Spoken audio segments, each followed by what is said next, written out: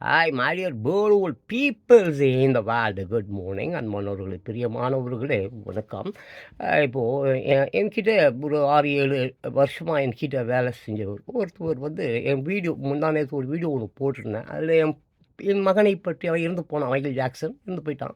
அவன் இருந்தால் இன்றைக்கி 37 வயது, 38 வயது இருக்கும். வேலை கிடைக்கல. அப்புறம் வந்து நிறைய ட்ரை பண்ணோம், வேலை கிடைக்கல. அப்புறம் அந்த குடி தான், நம்ம அப்பா தான் கடை திறந்து வச்சுருக்காருல்ல, அந்த காலத்துலேயே. அப்போ ப்ரைவேட்டு, அப்புறம் கவர்மெண்ட், அது விடு, கருமத்தெல்லாம் பேசலாம். குடிச்சு குடிச்சு செத்துட்டான், அதை விட்டுரு. ஸோ அதனால் ஒரு ரொம்ப ஏங்கி போய் ஒரு வீடியோ ஒன்று போட்டிருந்தேன். அது என்னுடைய எங்கிட்ட வேலை செஞ்சாருன்னு சொன்னாலும் உங்களுக்குலாம் தெரியும். சரி, அதை விடுங்க. அப்போ ஏன் சார், உங்களுக்கு என்ன சார், ஒரு மகன் போயிட்டா என்ன சார், நீங்கள் தான் எவ்வளோ மகன்களை வளர்த்து விட்ருக்கீங்களே, இதோ என்னை வளர்த்து விட்ருக்கீங்க. நான் உங்களுக்கு 1000 மகன்களுக்கு சமம் சார். ஏன் சார் போய் வேதனைப்படுறீங்க? நாங்கள்லாம் உங்கள் மகன்கள் கிடையாதா?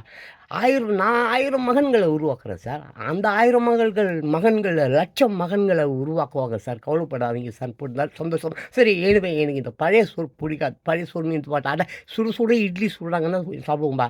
அதே இன்றைக்கி வச்சுருந்து நாளைக்கு இட்லி உப்புமா பண்ணி கொடுத்தா நான் சாப்பிட மாட்டேன். ஸோ கடந்த காலங்கள் பற்றி நான் பேசுவது எப்பவுமே விரும்புறதில்லை. நிகழ்காலம் என்ன? இன்றைக்கி ஜாலியாக இருக்கணும். அதுதான் நேர்மையாக, உண்மையாக, கடினமாக உழைச்சி ஜாலியாக சாப்பிட்டு டான்ஸ் போட்டு பாட்டு பாடி ஆடிட்டு தூங்கிட்டு அப்படியே தூக்கத்திலே செத்து போயிடணும். அதுதான் நான் விரும்புவேன். சரி, இங்கே பார்த்தீங்கன்னாக்க, தெரு தெருவாய் கூட்டுவது பொது நல தொண்டு, ஊரார் தெரிந்து கொள்ள படம் பிடித்தால் சுயநலம் உண்டு. தெரு தெருவாய் கூட்டுவது பொது நல தொண்டு, ஊரார் தெரிந்து கொள்ள படம் பிடித்தால் சுயநலம் உண்டு.